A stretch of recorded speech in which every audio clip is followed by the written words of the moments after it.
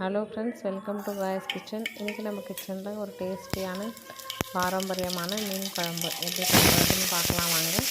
அதுக்கு ஒரு பாத்திரத்தில் எண்ணெய் சூடானதும் கடுகு போட்டிருக்கேன். கடுகு உடைஞ்சதும் 2 வெங்காயத்தை கட் பண்ணி வச்சுருக்கேன், அதை ஆட் பண்ணிக்கிறேன். அது கூடவே ஒரு 4-5 பல் பூண்டு தட்டி வச்சுருக்கேன், அதை ஆட் பண்ணிக்கலாம். கூடவே கருவேப்பிலை ஆட் பண்ணிவிட்டு கொஞ்சமாக மஞ்சத்தூள் ஆட் பண்ணிவிட்டு அது கூடவே வெங்காயம் நல்லா வதங்கிறதுக்கு உப்பு சேர்த்துக்கிறேன். வெங்காயம் நல்லா வதங்கிட்டோன்னே ஒரு தக்காளி எடுத்துருக்கேன், நல்லா மிக்ஸ் பண்ணி வச்சுக்கலாம். மிக்ஸ் பண்ணி விட்டுட்டு கூடவே தக்காளி நல்லா வதங்கணும் அப்படிங்கிறதுக்காக அது கூடவே கொஞ்சம் உப்பு சேர்த்துக்கிறேன்.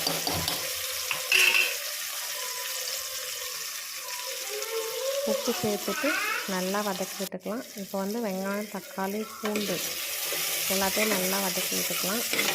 நல்லா வதங்கி வந்ததும் கூடவே ஒரு 3-4 ஸ்பூன் ஒரு குழம்பு மிளகாத்தூள் எடுத்துருக்கேன், அதை ஆட் பண்ணிக்கலாம்.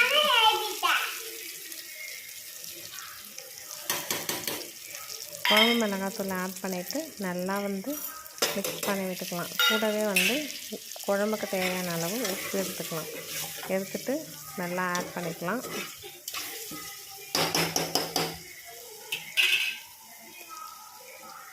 ஆட் பண்ணிவிட்டு மசாலாவோட பச்சை வாசனை கொஞ்சம் போனதும் ஒரு லெமன் சைஸ் அளவுக்கு புளி எடுத்து கரைச்சி வடிகட்டி வச்சுருக்கேன், அதை கூடவே ஆட் பண்ணிக்கலாம். ஆட் பண்ணிவிட்டு நல்லா மிக்ஸ் பண்ணிக்கலாம்.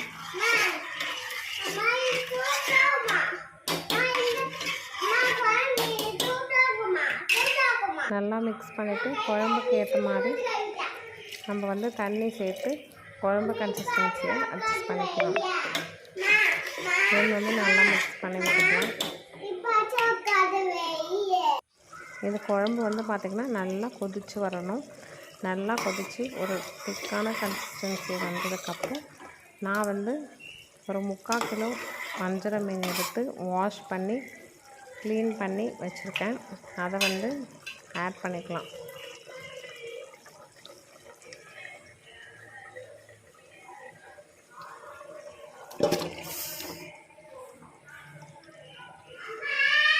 ஃபிஷ் ஆட் பண்ணிட்ட உடனே நம்ம கரண்டியை போட்டு ரொம்ப கிண்டி விடக்கூடாதுங்க.